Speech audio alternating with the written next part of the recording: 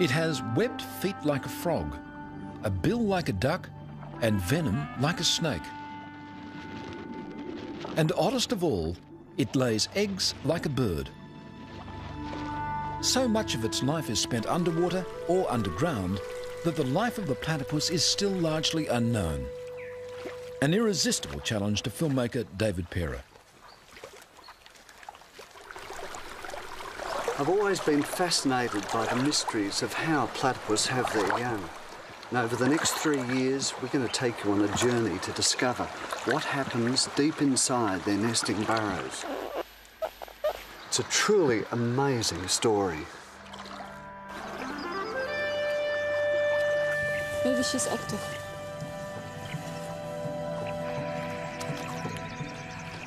By tracking its daily life, researchers will help Pera reveal the most intimate moments in the life of what is surely the strangest animal on Earth.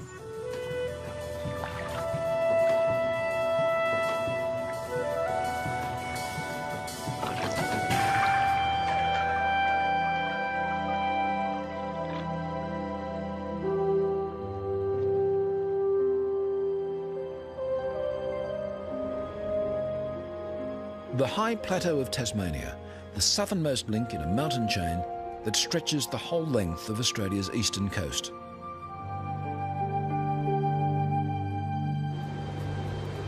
When the winter blizzards blow in from the Southern Ocean, life here gets tough.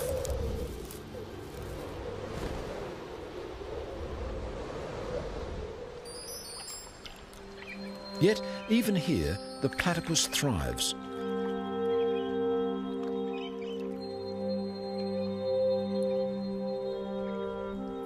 Its thick fur provides near-perfect insulation as it forages for a sparse living in the frozen tarns.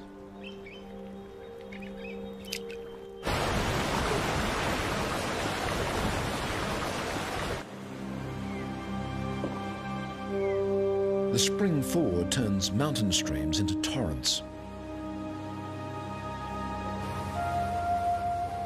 Humans are rare in the remote Tasmanian wilderness, but platypuses are plentiful.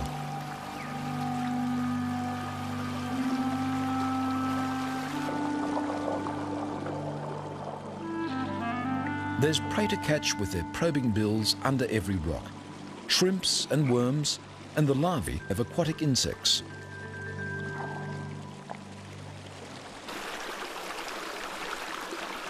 I've looked for platypus up and down the east coast of Australia, but the wild rivers of Tasmania are the greatest place to find them. But even here, they're difficult to see. They seem to meld into the water and rocks, and then suddenly disappear. When Europeans first encountered it, the platypus seemed almost too weird to be real. The name comes from the Greek for flat-footed. Yet it was the creature's duck bill that most fascinated 19th century zoologists.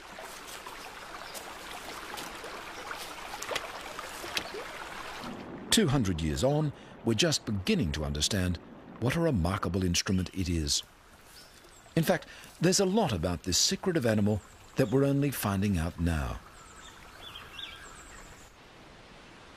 As the early naturalists discovered, the platypus is not an easy animal to study. Its burrows may run back into the banks for 30 metres. And they soon learned to be cautious. They found that the venomous spur of an angry male caused pain and swelling that lasted for weeks. So it wasn't till the 1880s that scientists confirmed that the platypus really did lay eggs. By the early 1900s, they were learning how to keep platypuses alive in captivity. In 1944, naturalist David Flay successfully bred from a captive pair called Jack and Jill. Months ago, David Flay noticed Jill was building a nest. He knew she was building up her milk supply. He then dug down and uncovered the burrow. To his delight, he found a youngster, already well grown. But this would be the only platypus born in captivity for 50 years. And even today, little is known about how they breed in the wild. A quiet valley in northern Tasmania, in the headwaters of the South Esk River.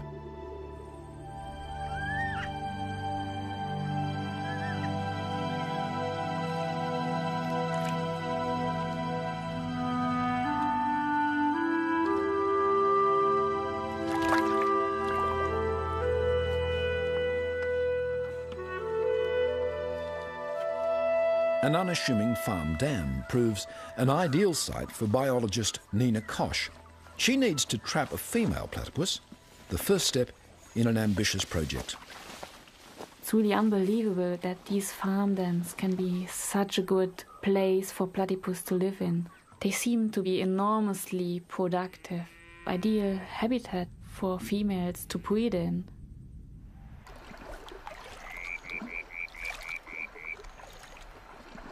I heard about Nina's work in Tasmania and came over to join her. Perhaps she may be able to help us in our quest to find breeding platypus.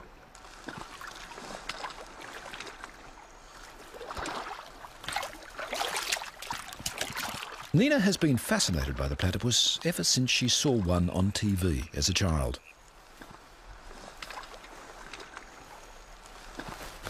Now she's come all the way from Germany to take part in a 2-year study. The aim? To find out more about how female platypuses raise their young. First, Nina measures the platypus's exact dimensions. The tiny craters in her leathery bill are receptors. Some are sensitive to touch, others to the minute electrical impulses emitted by her prey. Just keep on. Yeah, that will do. Be probably old enough. Not healthy enough. Next, Nina attaches a tiny radio transmitter to the platypus's fur. It needs to be tested thoroughly before next year's full-scale breeding study.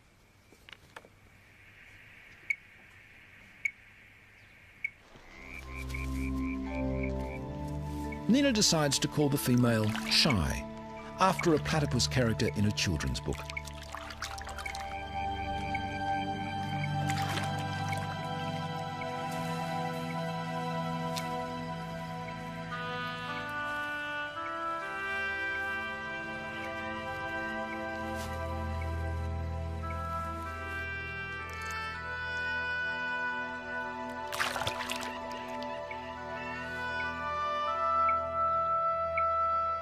Within days, Nina has identified the precise location of one of Shy's sleeping burrows on an island in the dam. We've tracked Shy for a couple of days now, and we could follow her to this island. And she's sleeping right here in her burrow, and we are going to put an infrared video camera in so we can see what she's doing in her burrow.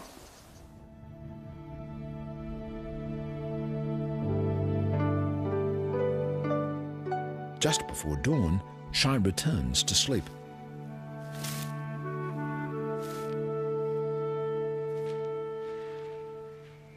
For Nina and her partner, Marcus Utesh, this is the first view of a platypus underground. There she is. She's coming in. Next year, they'll try to get a camera inside the burrow of a breeding platypus. That is absolutely great. Wow. A few weeks later, Nina and Marcus find a baby platypus near the dam. It's only just emerged from the nest. Soon after, they find another, bigger youngster. This baby looked much more like an adult. It weighed 610 grams, so double the size of the one that we caught before.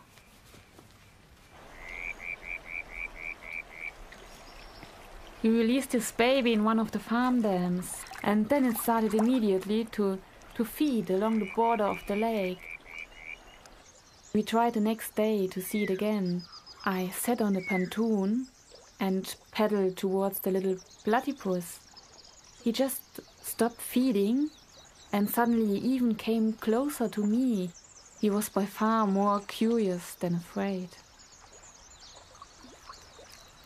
Nina is hooked. This will be an ideal location for next year's study.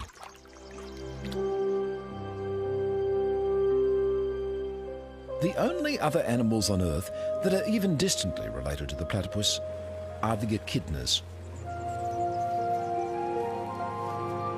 Like the platypus, the short-beaked echidna has looked much the same since the age of the dinosaurs.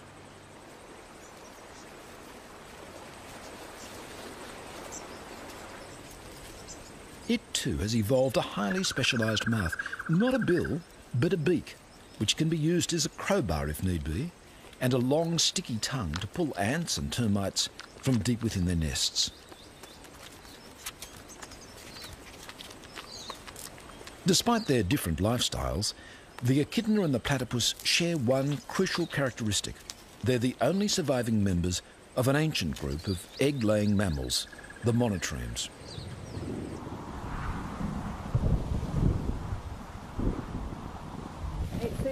That's pasta. Peggy Rismiller and Mike McKelvey have been tracking and studying echidnas for 15 years. What they've discovered about the echidna's breeding cycle may help David Pera in his pursuit of the platypus. That's Whisper. Up to a dozen echidnas at a time may be carrying transmitters. Okay.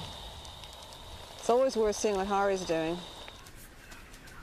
What Hari's doing is looking for a mate.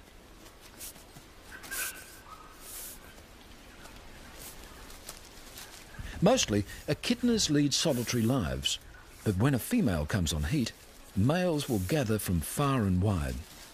But the females emit a scent, and the scent is called a pheromone, and it's something that humans often can't smell, but obviously the males can smell it.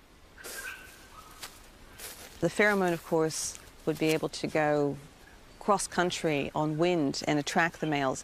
And we've seen males cross this peninsula several times and then eventually end up with a female. Hari and several other males are already here. And Whisper is on his way. Yep, he's there. Whisper joins what's called an echidna train, a group of males all paying court to a single female. Okay.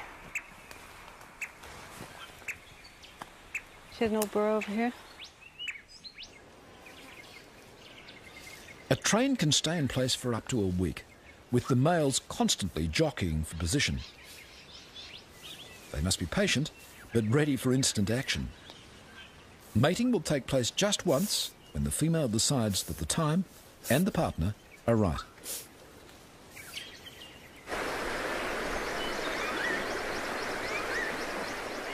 To try to capture the elusive courtship ritual of the platypus, David travels to the far north of Queensland.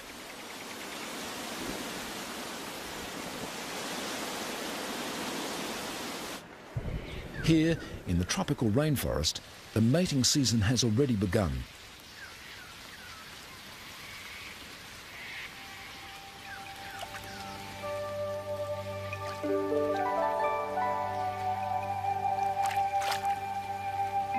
This female is feeding hard to ready herself for the rigours of motherhood. Every 40 seconds or so, she must surface to breathe.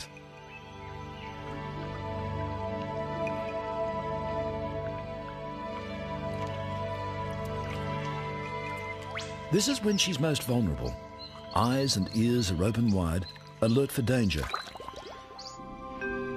But as soon as she dives, she shuts them tight. Using only the sensors in her bill, she's built up a detailed mental map of her feeding ground.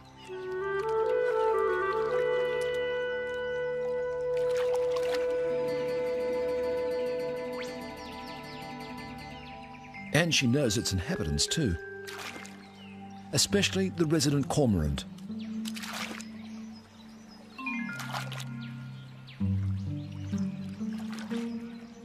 The white-faced heron minds its own business.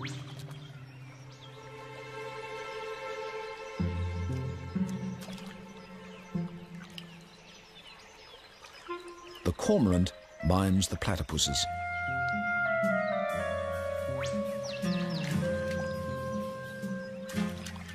Each time the platypus dives, the cormorant follows, snapping up shrimp and small fish flushed out by the foraging platypus.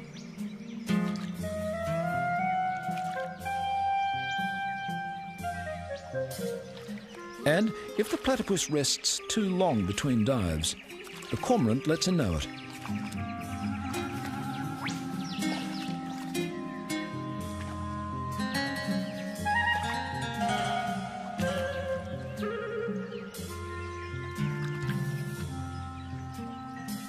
In this particular river system, almost every pool has several resident platypuses and a single cormorant ready to exploit them.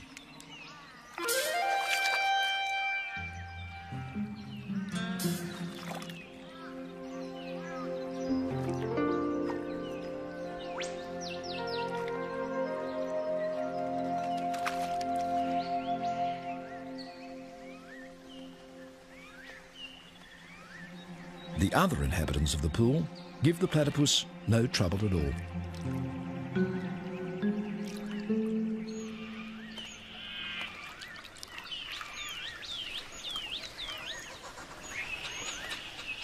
The azure kingfishers are peaceable neighbours too. They may occasionally snap up fish and shrimp she drives to the surface, but at least they don't harass her to dive for them.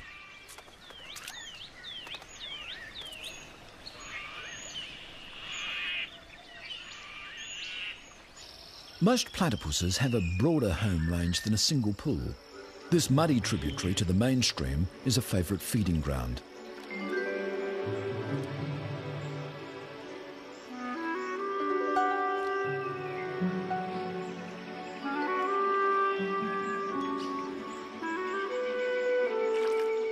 Platypuses make their way up the creek at all hours of the day and night to feed.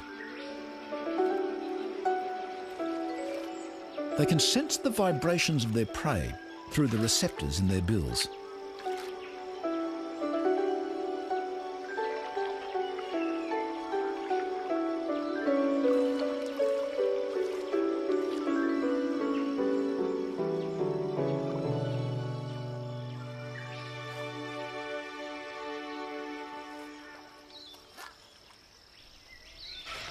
I've been here for about 3 months now and been desperately trying to find a place where the platypus are courting. I think we might be onto something here. This is firm flat. It appears to be dominated by a male, and he does his patrolling, and again it appears that there's a female who I think is just coming up to her burrow or area that she spends a lot of time at now.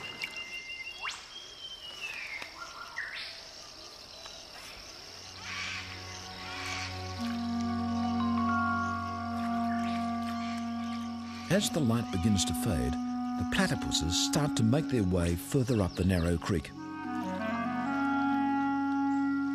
There's even better feeding where it runs through cleared farmland, but the platypuses will only venture there at night.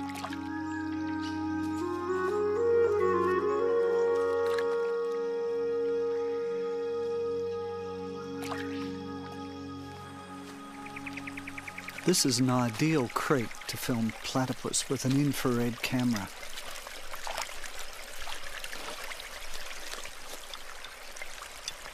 I really like using infrared cameras because you can capture behaviours at night that no one's ever seen before.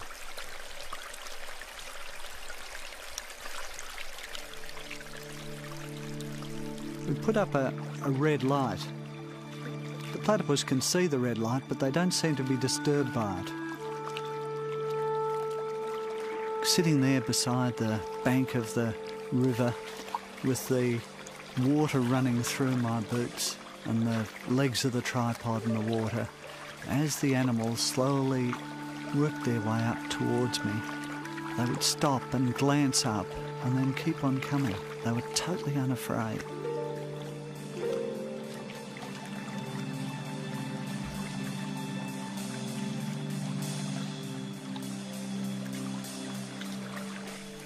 In the first hour after dark, 6 platypus passed me. And then a water rat appeared. Water rats are about the same size as a platypus, but much fiercer.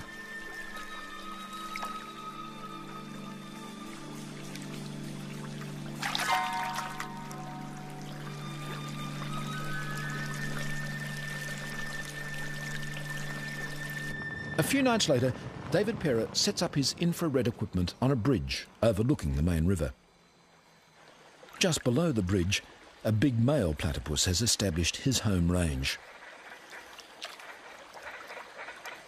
But tonight, he has a challenger from further up the river. The resident male is grooming himself on a log, apparently unaware of the intruder.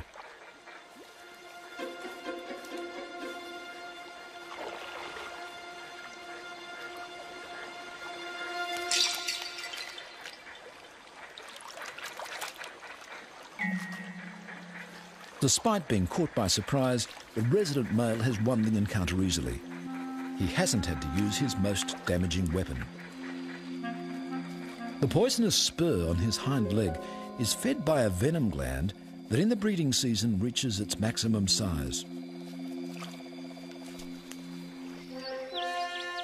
Day and night now, the big male patrols his home range.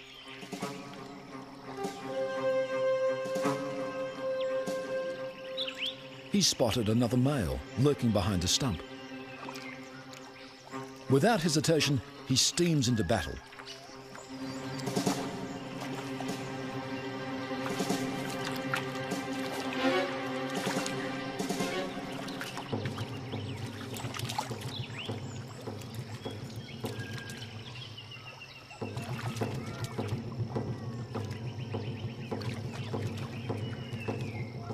Whether platypuses regularly use their spurs in these encounters, or whether they're weapons of last resort, we don't know. In this case, the resident male is triumphant, and a female is ready to be courted.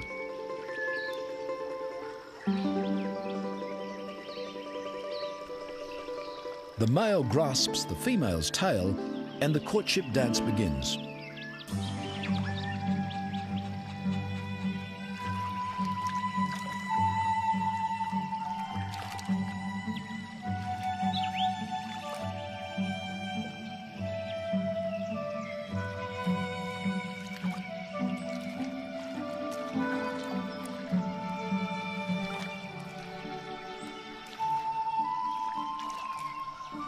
The dance can continue for 20 minutes or more. Whether the female is courted and mated by many males, or just one, is something else we don't know for sure.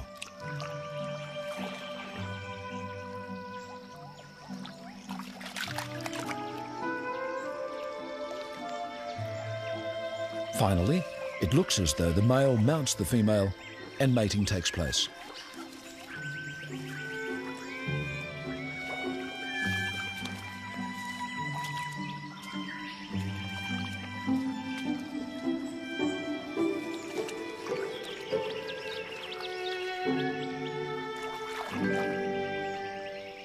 The bare patch on her tail may be a sign that she's been courted often in recent days. Now she's returning to her nesting burrow. 1 or 2 eggs, perhaps even 3, are on the way.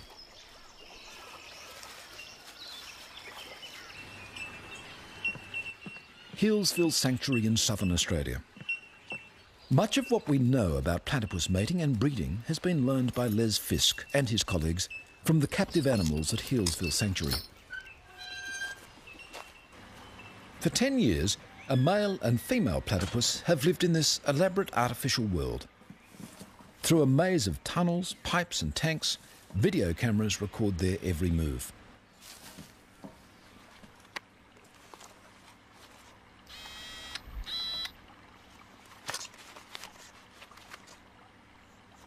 Two years ago, for the first time since David Flay's success in the 1940s, Fisk managed to breed platypuses in captivity.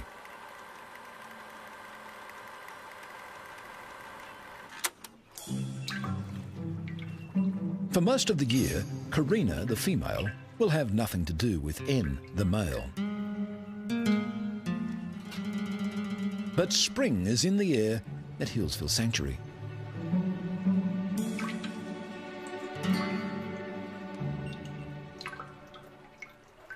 David Perra has already been manning his remote cameras for 2 weeks. Today, finally, the preliminaries are over and the serious courtship has begun.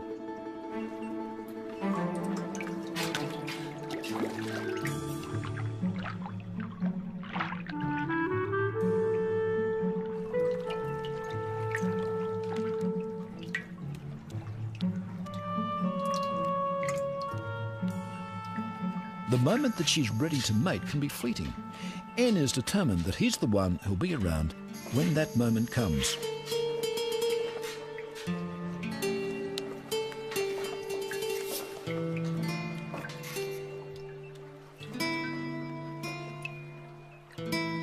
But her attempted escape was all part of the ritual. Karina soon returns to the dance.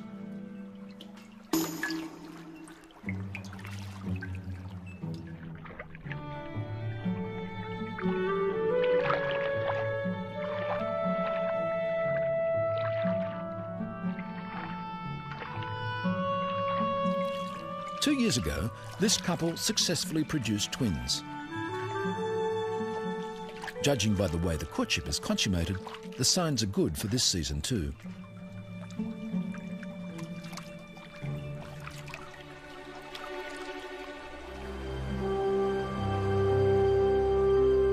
Summer has come again to Tasmania, and its wild rivers are swollen with melting snow.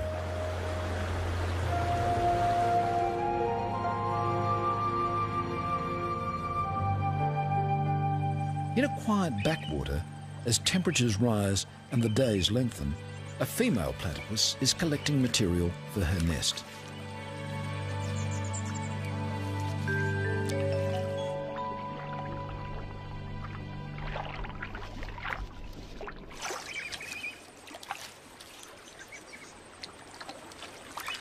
She takes leaves one by one in her bill and jams them under her tail.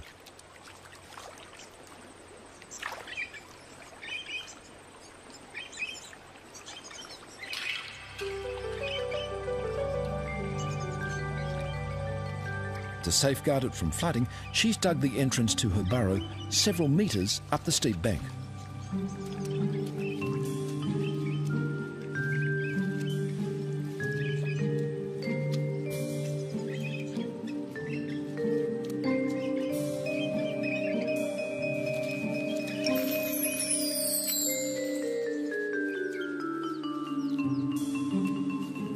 Over the next few days, she'll make dozens of trips like this, until the nesting chamber at the end of her long burrow is lined with sticks and leaves.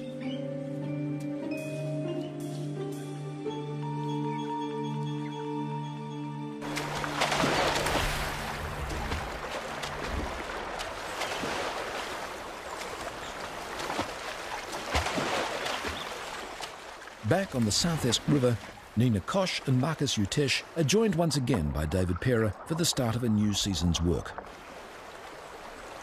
In the early afternoon, we go down to the South Esk River and set up a series of nets. These nets were originally designed to catch eels, but they're also really good and safe for catching platypus as well. Ja, genau.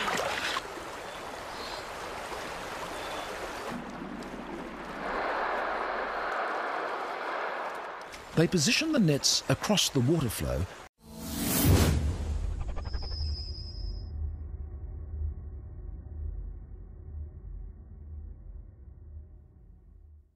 to trap the nightly traffic of platypuses as they feed up and down the river.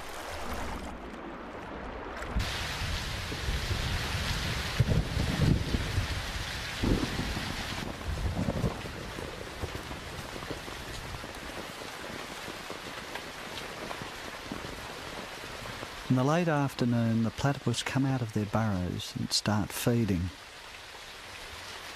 They're very good at avoiding nets because their sensitive bill can pick up the water flowing through the mesh. Many evade the nets, but eventually we catch one.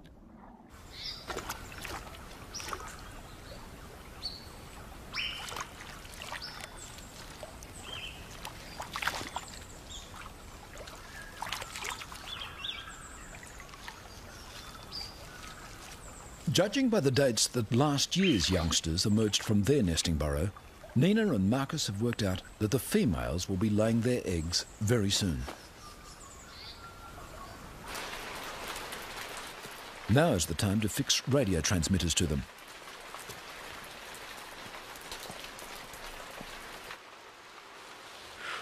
This one has a large bare patch on her tail, a sign that she's probably been courted intensively. jägered on all the animal. This might be a mating mark. All the fur is away from the tail surface. They discovered that she's one of the females they trapped and tagged last year. In fact, it's their old friend, Shy. 80-17, that's Shy. Wow. We got Shy back. We'll come back. Great.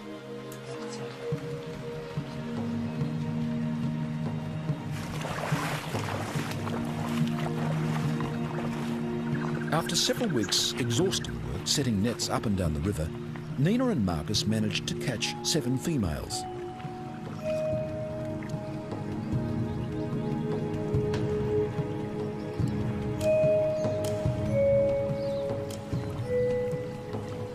Each one is fitted with a new transmitter and released back into the river exactly where she was caught.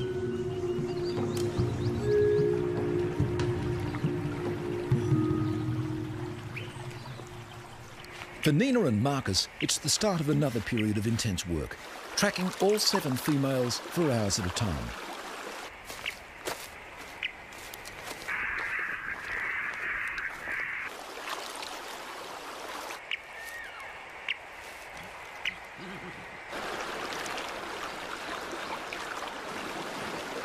They find there's a wide variation in the platypus's behaviour.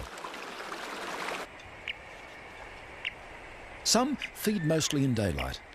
Others sleep during the day and feed all night. Some travel a kilometre or more up and down the river each feeding session.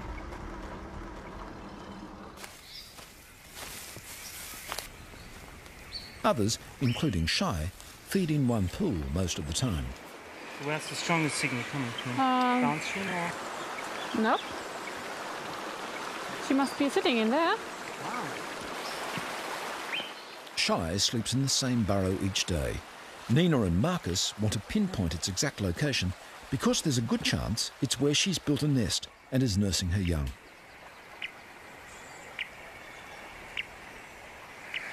Get reception here.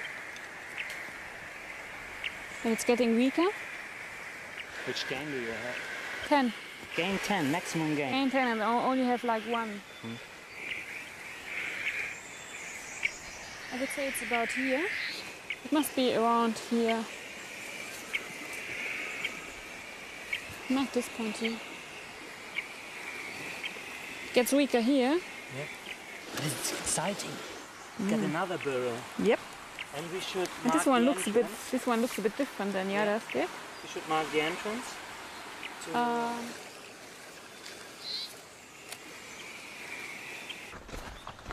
Meanwhile, Peggy Rismiller and Mike McKelvey are still keeping track of their echidnas. You think try again from here? Oh yeah, right towards that cypress. 3 weeks ago, this female was at the head of a mating train. She should by now have laid an egg.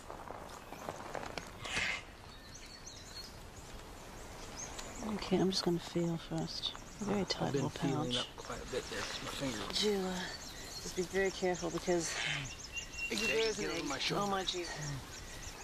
See if you can get it closer down your way. I'm going to pull the pouch open. There's There the it egg. is. There's the egg. It's an egg And there. here's a girl. 10 days after the egg is laid, a puggle will hatch. In the egg, the echidna develops an enamel-covered egg tooth. It needs this egg tooth to actually rip open this leathery shell and then pull itself out onto the mother's belly. Look, there's the back of it. Inside the pouch, it's really moist and humid because that's what the puggle needs right now. As far as we know, at 2 grams, it has to breathe through its skin. Tiny though it is, the puggle can safely be removed from its mother's pouch for a minute or so. At 2 days old, there's almost no difference between a baby echidna and a baby platypus. Less than 2 weeks later, it's already 100 times heavier than when it was hatched. It's a girl. The baby echidna by now has a discernible beak, just as a baby platypus would have a recognisable bill. After 7 weeks in the pouch, the mother leaves her young one in a burrow, returning every 5 days or so to let it suckle.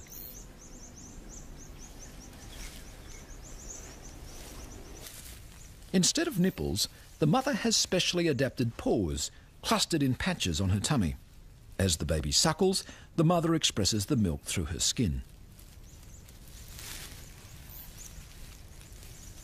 It doesn't need its eyes. I think it's like all very small animals. They go on scent. And so the young is scenting where the milk patch is. At 6 months, the young one is almost ready for independence.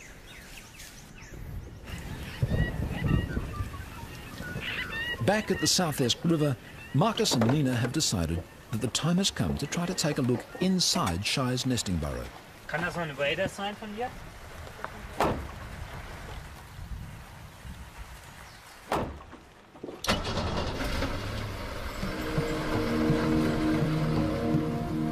Shy has been feeding regularly for 16 hours in every 24, returning to the same burrow each day to sleep.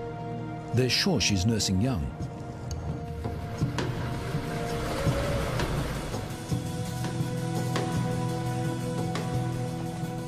It's late evening. Shy's already left the burrow to feed. Nina, Marcus and David have at least 8 hours to try to get a glimpse inside the nesting chamber.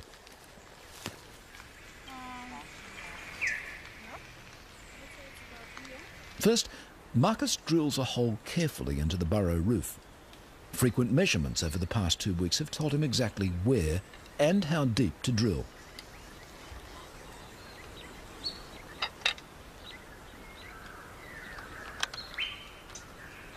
Meanwhile, David sets up and tests an endoscope with a tiny video camera mounted on its end.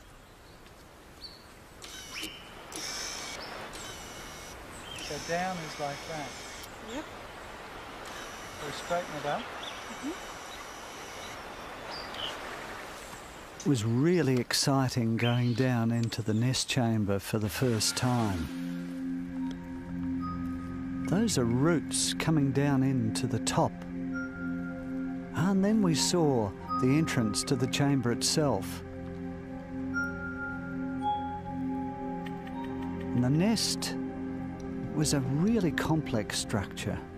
It was tightly woven leaves wrapped around with sticks and roots. And there was even some green plastic in amongst the leaves. Yeah, that's the roof there, I think. But that's when our frustrations really began. Over a period of 17 days, we went in 6 times into the burrow, but we just couldn't penetrate the nest. And then at last, we got the endoscope through the nest wall. We first glimpsed a tiny bit of flesh through the leaves.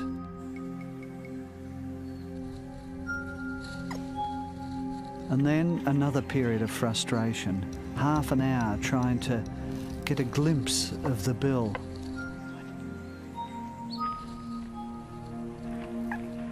Oh, it's a platypus. Yes. The bill looked huge through the endoscope, but it was really only a centimetre long. The front feet already had claws. And then, to our amazement, we saw there were 2 babies, not one, crammed into the tiny nest.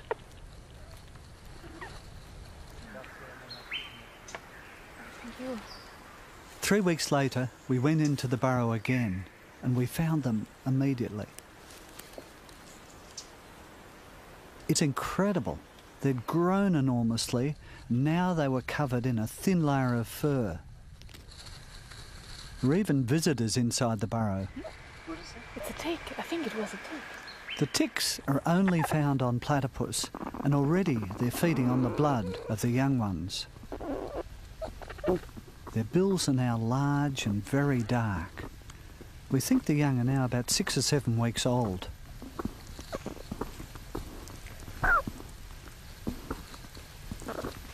We're eager to see how the various parts of their body have developed.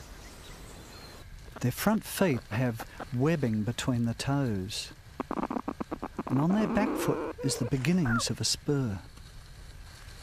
The smaller one is female. the larger one has a much bigger spur.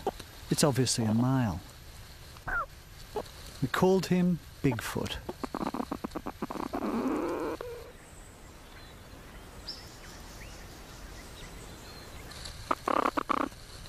The nostrils are huge.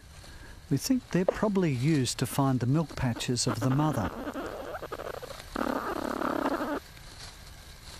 And here, the smaller one is rubbing the tummy of the larger one, as if it's trying to suckle. It was a revealing 3 hours in the burrow.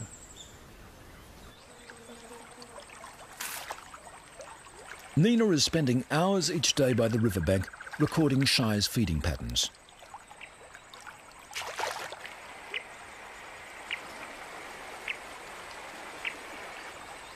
It's late summer on the South Esk, and vast numbers of insects are hatching from the river.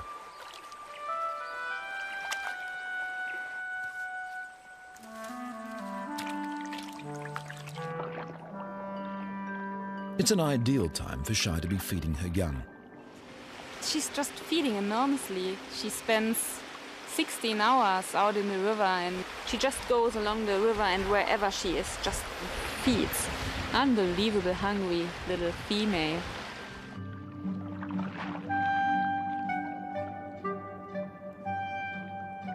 A nursing platypus will consume up to half her body weight in food every 24 hours.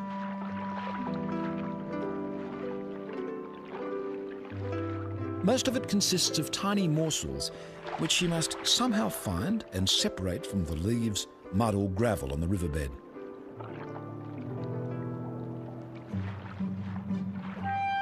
When she gets to the surface, she chews with a sideways motion of her grinding pads, separating out and swallowing the food.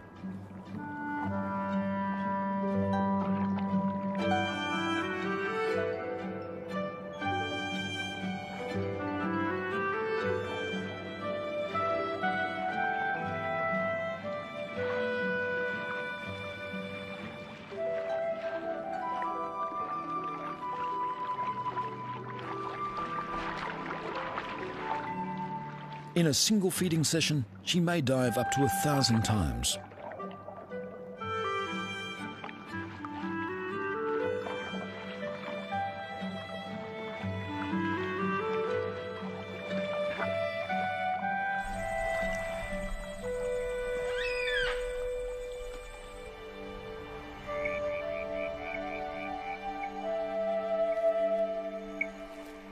Tonight, the team plan to go into Shy's burrow once again.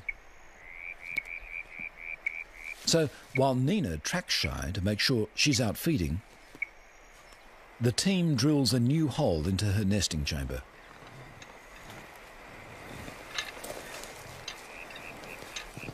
This time, they're installing a tiny remote-controlled camera that will be able to film Shy feeding her young without disturbing her. Illumination comes from miniature infrared lights, which she can't see. And as well as the camera, there's a microphone to pick up sound inside the burrow. That's the big one. There, oh.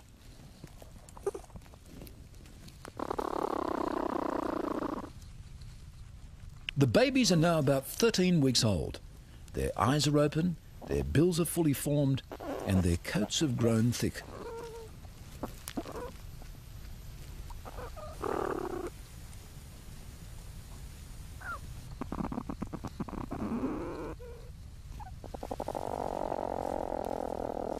While Bigfoot plays with tree roots in the roof of the chamber, the smaller one is perhaps getting ready to take on solid food.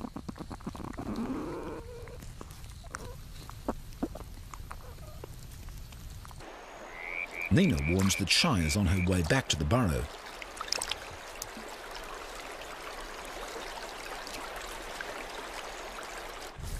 As she approaches the nesting chamber, she unblocks the earthen plugs which she set there to protect her young.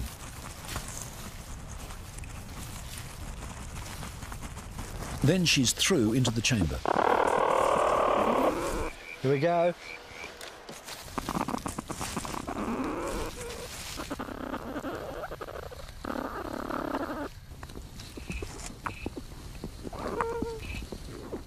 Within minutes, the eager young are greedily suckling from their mother's milk patches.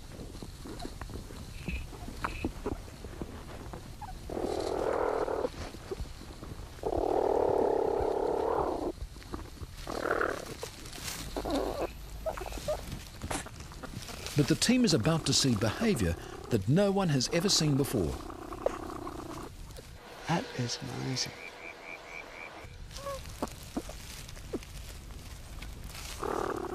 The young stopped suckling and then began to rub their mother's bill.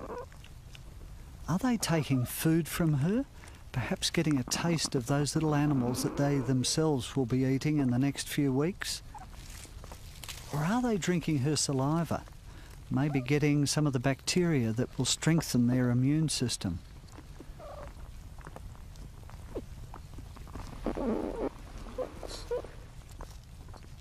We don't really know what we're seeing in these extraordinary pictures.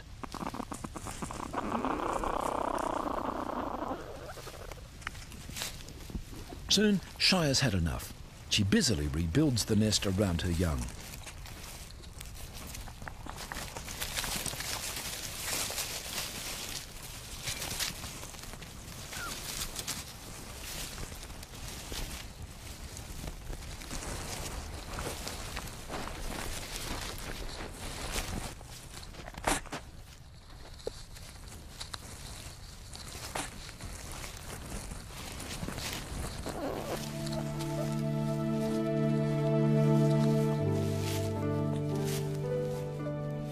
And then she's gone, leaving a tangle of tails and bills behind her.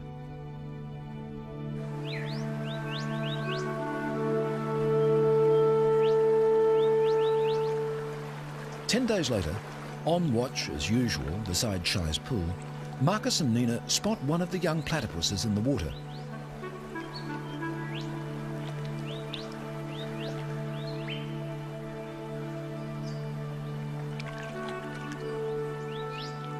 Bigfoot, the male, has emerged from the nest.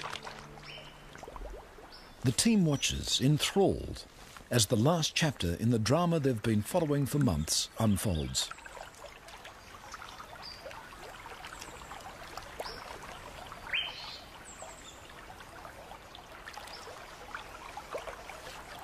Bigfoot needs no tuition from his mother. Minutes after his emergence, he's swimming and foraging expertly along the bank.